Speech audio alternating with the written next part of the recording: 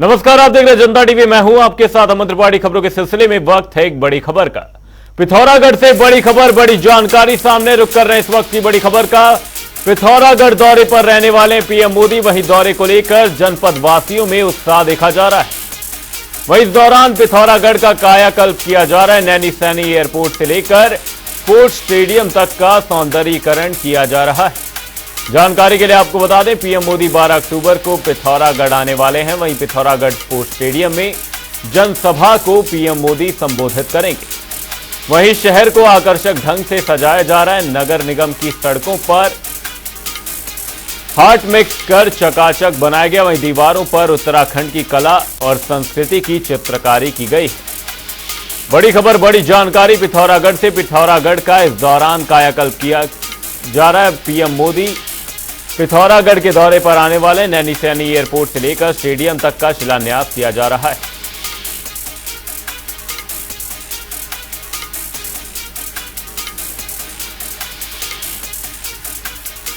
इसी खबर पर देहरादून से हमारे संवाददाता नवीन शुक्ला हमारे साथ जुड़े हुए। नवीन, आपसे जानना चाहेंगे, प्रधानमंत्री नरेंद्र मोदी का ये जो पिथौरागढ़ दौरा रहने वाला है, इससे जुड़ी क्या कुछ अहम बातें हैं? वहीं पिथौरागढ़ दौरे को लेकर जनता में किस तरीके का उत्साह देखा जा रहा है? वहीं क्या कुछ तैयारियां हैं? जी हम निश्चित तौर पर प्रधानमंत्री नरेंद्र मोदी 12 अक्टूबर को पिथौरागढ़ पहुंच रहे हैं। कहीं ना कहीं जो जनपद के लोग हैं उनमें उत्साह देखने को मिल रहा है। तमाम तरह जो लोग हैं, आला अधिकारी हैं, वो तैयारियों में लगे हुए हैं। इसके साथ ही बीजेपी का भी जो तैयारियों को अंतिम रूप दिया जा रहा है कि प्रधानमंत्री नरेंद्र मोदी का जो दौरा होगा विशेष रूप से ध्यान रखा जाए कि वो उसमें किसी भी प्रकार की कमी ना हो। इसको लेकर तमाम सारी आला अधिकारी हैं वो वहां पर मौजूद हैं। व्यवस्थाओं को दुरुस्त करने का काम किया जा रहा है और प्रधानमंत्री नरेंद्र मोदी उत्तराखंड में आ रहे हैं। इसको लेकर जो जनपद के लोग हैं उनमें भी उत्साह देखने को मिल रहा है। इसके साथ ही बताना चाहूंगा, जो नैनी सैनी एयरपोर्ट से लेकर जो स्टेडियम है, स्पोर्ट्स स्टेडियम है, वहां पर सौंदर्यीकरण का काम किया जा रहा है। और कहीं ना कहीं जो शहर को आकर्षित ढंग से सजाने का काम किया जा रहा है। जो उत्तराखंड की कलाकृतियां हैं उसे जो दीवार है, दीवारों पर सजाने का काम किया गया। और कहीं ना कहीं जो लोग हैं, जो पिथौरागढ़ के लोग हैं, वहां से उनमें काफी उत्साह देखने को मिल रहा है प्रधानमंत्री नरेंद्र मोदी के दौरे को लेकर। इसके साथ ही अगर बीजेपी की बात की जाए तो बीजेपी के तमाम पदाधिकारी हैं, उन्हें अहम जिम्मेदारी सौंपी गई है कि प्रधानमंत्री नरेंद्र मोदी के दौरे को लेकर किसी भी प्रकार की कमी न रहने पाए। साथ ही सुरक्षा के दृष्टिकोण से बात की जाए तो पुलिस प्रशासन पूरी तरीके से अलर्ट मोड पर है। तमाम जगहों पर चेकिंग अभियान भी चलाया जा रहा है और साथ ही सुरक्षा का विशेष रूप से ध्यान रखा गया है। और बीजेपी की तरफ से व्यवस्थाओं को दुरुस्त करने का काम किया जा रहा है। तमाम पदाधिकारियों को अहम जिम्मेदारी सौंपी गई है।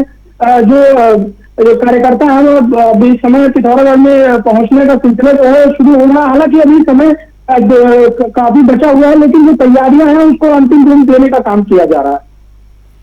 वहीं नवीन, प्रधानमंत्री कब तक पहुंचने वाले हैं? वहीं प्रधानमंत्री स्टेडियम में, जहां पर स्टेडियम में पहुंचने वाले, स्टेडियम में किस तरीके की तैयारियां की जा रही हैं? क्योंकि स्टेडियम का भी एक तरीके से सौंदर्यीकरण किया जा रहा है। जी निश्चित तौर पर हम देखा जाए तो स्टेडियम को पूरी तरीके से सजाया जा रहा है और जो तमाम उत्तराखंड की कलाकृतियां हैं और उसे दीवारों पर उतारने का काम किया गया है। साथ ही मैं ये भी बताना चाहूंगा कि प्रधानमंत्री नरेंद्र मोदी 12 अक्टूबर को जब वहां पर पहुंचेंगे तो एक बड़ी जनसभा को संबोधित करेंगे। कहीं ना कहीं सबसे बड़ी बात यह है कि उत्तराखंड लोकसभा चुनाव को लेकर जो बड़े नेता हैं वो उत्तराखंड के दौरे पर है। अभी गृह मंत्री अमित शाह आए थे, उसके बाद प्रधानमंत्री नरेंद्र मोदी वहां पिथौरागढ़ पहुंच रहे हैं। तो कहीं ना कहीं बीजेपी अपनी तैयारियों को अंतिम रूप में देने में लगा हुआ है। साथ ही जो लोकसभा चुनाव की बात की जाए तो उसकी भी तैयारियां बीजेपी द्वारा तेज कर दी गई हैं। जो बड़े नेता हैं उनका लगातार उत्तराखंड दौरा लगता हुआ नजर आ रहा है। बहुत बहुत धन्यवाद नवीन, तमाम जानकारी के लिए। पिथौरागढ़ से बड़ी खबर, बड़ी जानकारी सामने। पीएम मोदी 12 अक्टूबर को पिथौरागढ़ आने वाले हैं। पिथौरागढ़ में इस वक्त तैयारियां तेज देखी जा रही हैं। शहर को आकर्षक ढंग से इन दिनों सजाया जा रहा है। नगर की सड़कों पर विकास कार्य देखा जा रहा है। पीएम नरेंद्र मोदी पिथौरागढ़ के दौरे पर पहुंचने वाले हैं। जनपद वासियों में खासा उत्साह देखा जा रहा है। पिथौरागढ़ का इन दिनों कायाकल्प किया जा रहा है, चाहे वो नैनी सैनी एयरपोर्ट हो, चाहे वो स्थानीय स्टेडियम हो, उसे लेकर पूरी तरीके से तैयारियां देखी जा रही हैं, सजाया जा रहा है। वहीं आकर्षक ढंग से कलाकृतियों से, साथ ही चित्रकारी से दीवारों को सजाया गया है। पीएम मोदी पिथौरागढ़ के दौरे पर आने वाले, वहीं दीवारों पर उत्तराखंड की कला और संस्कृति को उतारा गया है।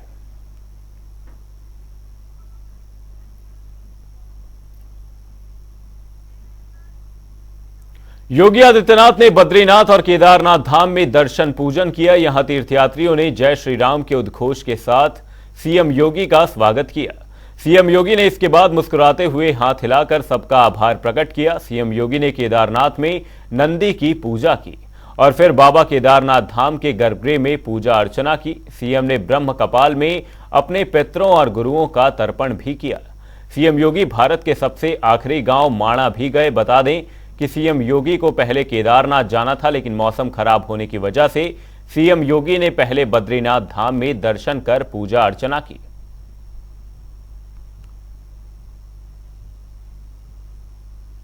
बद्रीनाथ धाम और से केदारपुरी के इन पवित्र तीर्थों का दर्शन करने का सौभाग्य मुझे प्राप्त हुआ। बद्रीनाथ धाम अपने नवनिर्माण की प्रक्रिया के साथ तेजी के साथ आगे बढ़ रहा है और केदारपुरी हमारे 12 ज्योतिर्लिंगों में से एक पवित्र ज्योतिर्लिंग। पूरा देश और पूरी दुनिया में जहां कहीं भी सनातन धर्मावलंबी रहते हैं, वे सभी बड़ी आस्था के साथ, बड़ी श्रद्धा के साथ इन पवित्र तीर्थों का दर्शन करने के लिए उतावला रहता है। सन 2013 में एक त्रासदी के कारण केदारपुरी एक आपदा की चपेट में लगभग आ चुका था, लेकिन स्थानीय लोगों के आत्मविश्वास, देश के यशस्वी प्रधानमंत्री आदरणीय मोदी जी के दृढ़ संकल्प और उनकी प्रेरणा और मार्गदर्शन में आज उत्तराखंड के हमारे दोनों ये पवित्र तीर्थ धाम एक नई आभा के साथ नए भारत की एक नई तस्वीर को प्रस्तुत कर रहे हैं। विरासत के प्रति सम्मान का भाव यही है। किस पवित्र भावना के साथ लाखों की संख्या में श्रद्धालु इन पवित्र तीर्थों में आ रहा है, वह हम सब के लिए एक नई प्रेरणा भी है और एक नए भविष्य की ओर हम सबका ध्यान आकर्षित भी करती है।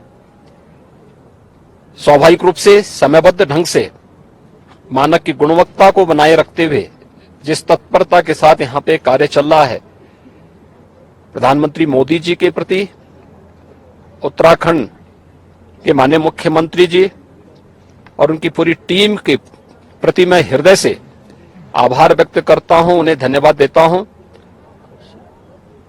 ये श्रद्धा का उमड़ता हुआ जन सैलाब ये नए भारत की नई तस्वीर को प्रस्तुत कर रहा है और सचमुच इसमें दृष्टि भी है, दूरदर्शिता भी है, इसमें पर्यटन भी है और श्रद्धालु जनों की जनास्था का सम्मान का भाव भी है। इन सब को समेटे हुए केदारपुरी का यह नवनिर्माण बहुत अच्छे ढंग से आगे बढ़ रहा है, यह अभिनंदनीय है। भगवान केदारनाथ का, भगवान बद्री विशाल का आशीर्वाद इसी प्रकार से बना रहे, इस दृष्टि से आज मुझे यहां आने का सौभाग्य प्राप्त हुआ है और मुझे बहुत आनंद की अनुभूति हुई कि यहां पर दोनों पवित्र तीर्थों का दर्शन मुझे यहां पर करने और यहां के स्थानीय नागरिकों, पुरोहितों, तीर्थ पुरोहितों के साथ साथ व्यवस्था से जुड़े हुए सभी पदाधिकारियों का, जिन भी यहां पर आने वाले जितने श्रद्धालु हैं, उनके मन में कितना उत्साह है, यात्रा की कोई थकावट नहीं। यही दिखती है कि यह तीर्थ स्थल आस्था के साथ साथ राष्ट्रीय एकात्मता के भी आधार है। सुदूर दक्षिण से भी, पूरब से भी, पश्चिम से भी, पूरे देश के अलग अलग कोनों से आए हुए श्रद्धालुजन हमारी राष्ट्रीय एकात्मता का नया दर्शन भी कराते हैं। मैं उत्तराखंड सरकार को इस सुविधा के लिए हृदय से धन्यवाद। उत्तर प्रदेश के मुख्यमंत्री योगी आदित्यनाथ उत्तराखंड के दौरे पर हैं। इस बीच सीएम योगी आदित्यनाथ केदारनाथ मंदिर जा रहे थे, लेकिन घने कोहरे के कारण उनका हेलीकॉप्टर वहां नहीं उतर पाया, जिसके बाद सीएम योगी चमोली पहुंचे। यहां उन्होंने जवानों से मुलाकात की, जवानों के साथ फोटो खिंचवाई। वहीं जवानों ने भी उनका शानदार तरीके से स्वागत किया। जवानों ने आईटीबीपी में जय जवान के नारे लगाए।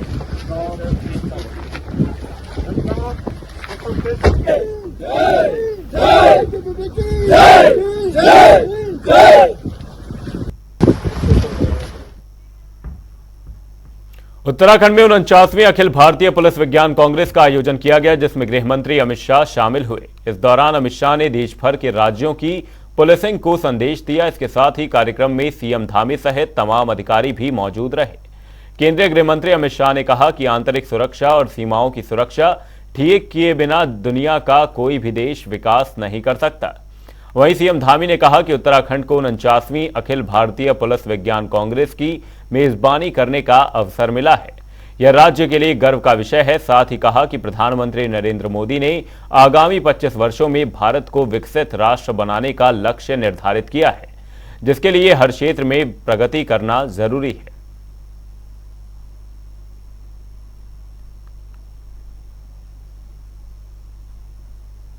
अमृतकाल को संकल्प और संकल्प को सिद्ध करने के समय के रूप में रखा है। उन्होंने लक्ष्य रखा है कि जब इस देश की आजादी शताब्दी मनाई जाएगी 15 अगस्त 2047 में, उस वक्त हरेक क्षेत्र के अंदर विश्व भर में भारत सर्वप्रथम हो, ऐसे भारत का निर्माण होने चाहिए। और अगर ये करना है, उसको सिद्ध करना है, तो हर क्षेत्र के अंदर परिश्रम की पराकाष्ठा करनी पड़ेगी। परंतु इसकी पहली शर्त है कि भारत के अंदर कानून और व्यवस्था, आंतरिक सुरक्षा और हमारी सीमाओं की सुरक्षा को चौबंद करना पड़ेगा। जहां तक आंतरिक सुरक्षा और सीमाओं की सुरक्षा ठीक नहीं कर सकते, कोई भी देश विकास नहीं कर सकता।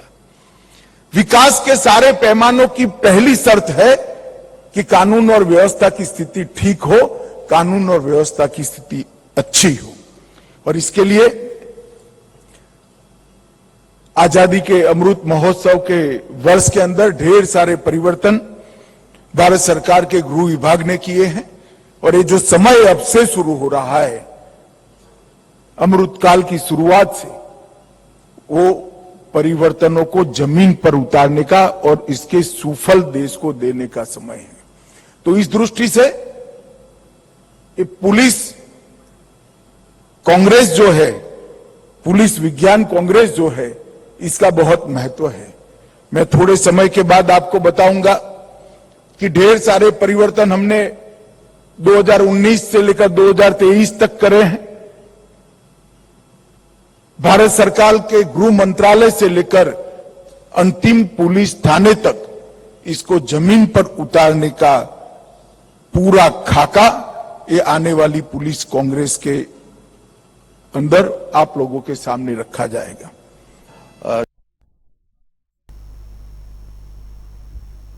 जो उन्नत तकनीकी है तथा सक्षम माध्यमों से कहीं न कहीं सुसज्जित होने की आवश्यकता है। इस संबंध में आदरणीय गृह मंत्री जी के नेतृत्व में भारत की सरकार द्वारा राज्य सरकारों को विशेष रूप से लगातार सहायता देने का काम भी हो रहा है और बड़ी बड़ी मंथन बैठकें लगातार पुलिस को सशक्त करने की दिशा में हो रही है। मुझे आशा है कि आज पुलिस कांग्रेस के माध्यम से आप सभी व्यापक विचार विमर्श और सार्थक चर्चाओं द्वारा पुलिसिंग तथा आंतरिक सुरक्षा के अतिरिक्त साइबर सिक्योरिटी, डेटा थेफ्ट की रोकथाम हेतु महत्वपूर्ण सुझाव इसमें प्रस्तुत करेंगे। आप सबका जो मंथन होगा, उत्तराखंड पुलिस ने साइबर अपराध की रिपोर्टिंग के लिए ई सुविधा मामलों के त्वरित निस्तारण बल देने के साथ ही जन जागरूकता अभियानों से जनता को भी लगातार सचेत करने का काम किया है। लोगों को सुविधा प्रदान करने हेतु उत्तराखंड पुलिस ने विभिन्न एप्लीकेशंस लॉन्च किए हैं, जिनके द्वारा प्रभावी पुलिसिंग की व्यवस्था सुनिश्चित हुई है। उत्तराखंड पुलिस द्वारा ऑपरेशन मुक्ति के तहत ऐसे बच्चे जो स्कूल जाने के बजाय भीख मांगने, कचरा इकट्ठा करने तथा अन्य छोटे काम करने के लिए मजबूर थे, उनकी पहचान करने के लिए एक समर्पित टीम उत्तराखंड पुलिस ने तैयार की है और इस कार्यक्रम के तहत हजारों बच्चों का पुनर्वास सुनिश्चित किया गया है तथा उन्हें स्कूलों में दाखिला दिलाने के साथ ही इस अभियान का ध्येय वाक्य अब भिक्षा नहीं शिक्षा दें को सार्थकता प्रदान की गई है।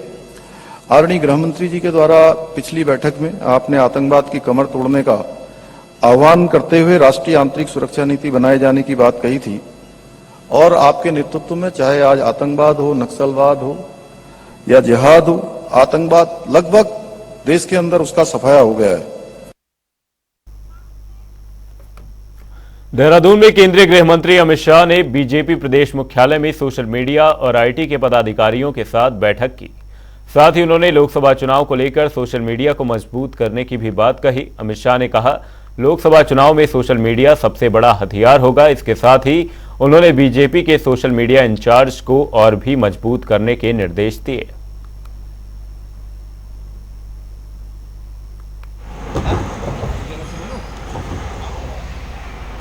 निश्चित रूप से आगामी लोकसभा चुनाव को मद्देनजर रखते हुए उन्होंने हमारे प्रदेश के पदाधिकारी और हमारे मीडिया सोशल मीडिया की जो टीम है प्रदेश की मोर्चों सहित उनकी एक जो बैठक ली, उस बैठक में उन्होंने आगे के चुनाव को लेकर के जो मार्गदर्शन दिया, क्योंकि राजनीति में मीडिया और सोशल मीडिया का बहुत महत्वपूर्ण योगदान होता है।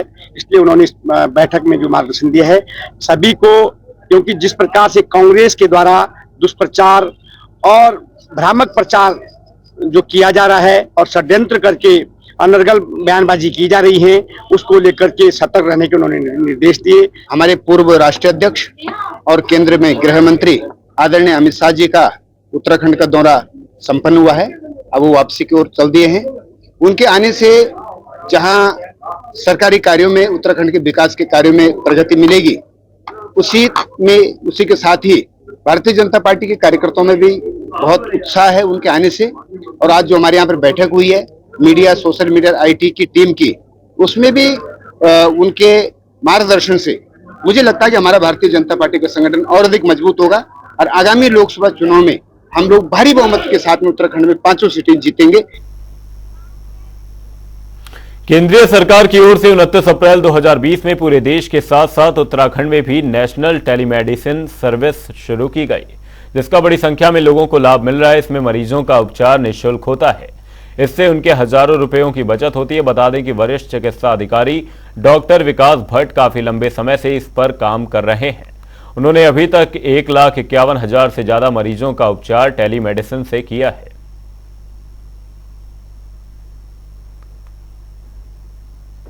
पर मंथ 2500 से 3000 की कॉलें तो हैं मिनिमम। हाँ, जैसे पेंडेमिक था, कोविड था, उस समय हमारे पास 4-4 हज़ार 4,500 कॉल भी आई हैं। तो वो उस समय की बात थी। पर ये है कि इस समय जो आसार है उस हिसाब से हमारे 2,500 से 3,000 कॉल पर मंथ यहाँ होती हैं। पूरे देश की बात करें हम पर लाख कंसल्टेशन अगर हम देखें तो उत्तराखंड दूसरे स्थान पे पूरे देश पे इस समय है। पहले स्थान पे तेलंगाना है और टोटल इस समय मेरे पास 1250 हेल्थ एंड वेलनेस सेंटर हैं जो इस सुविधा से जुड़े हुए हैं, जो कि पूरे प्रदेश के 13 जिलों के जो हमारे ग्रामीण क्षेत्र के हेल्थ एंड वेलनेस सेंटर्स हैं जो इस सुविधा को प्रदान करते हैं। हल्द्वानी के गौलापार क्षेत्र में इन दिनों गुलदार का आतंक है, जिससे ग्रामीणों में दहशत का माहौल है। गुलदार के आतंक का एक वीडियो सीसीटीवी कैमरे में कैद हुआ है। दरअसल गुलदार ने एक पालतू कुत्ते पर हमला किया। गनीमत रही कि कुत्ता गुलदार के चंगुल से बच निकला। फिलहाल ग्रामीणों द्वारा वन विभाग से गुलदार को पकड़ने की मांग की जा रही है।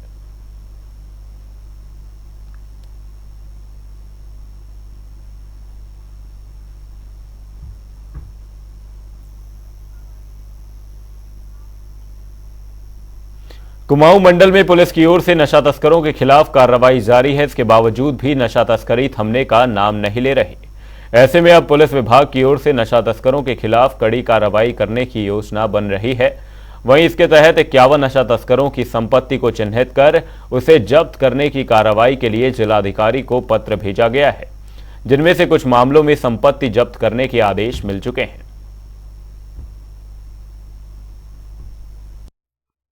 देखिए, संपत्ति जब्ती की कार्रवाई जो है वो कंसर्न जो एक हमारी कोर्ट होती है, जो राजस्व कोर्ट होती है, उसके द्वारा की जाती है। तो हमने अपना जो प्रस्ताव है या जो अपना जो प्रपोजल है वो हमने भेज दिया है, उस पर कार्रवाई चल रही है। कुछ मामलों में कोर्ट ने अपना डिसीजन भी दे दिया है, बाकी में अभी डिसीजन अपेक्षित है। देखिए, संपत्ति जब्ती की कार्रवाई जो है वो कंसर्न जो एक हमारी कोर्ट होती है, जो राजस्व कोर्ट होती है, उसके द्वारा की जाती है। तो हमने अपना जो प्रस्ताव है या जो अपना जो प्रपोजल है वो हमने भेज दिया है, उस पर कार्रवाई चल रही है। कुछ मामलों में कोर्ट ने अपना डिसीजन भी दे दिया है, बाकी में अभी डिसीजन अपेक्षित है। फिलहाल के लिए इस बुलेटिन में सिर्फ इतना ही। कहीं जाएगा नहीं। जनता डी पर खबरों का सिलसिला रहेगा जारी। तब तक के लिए नमस्कार।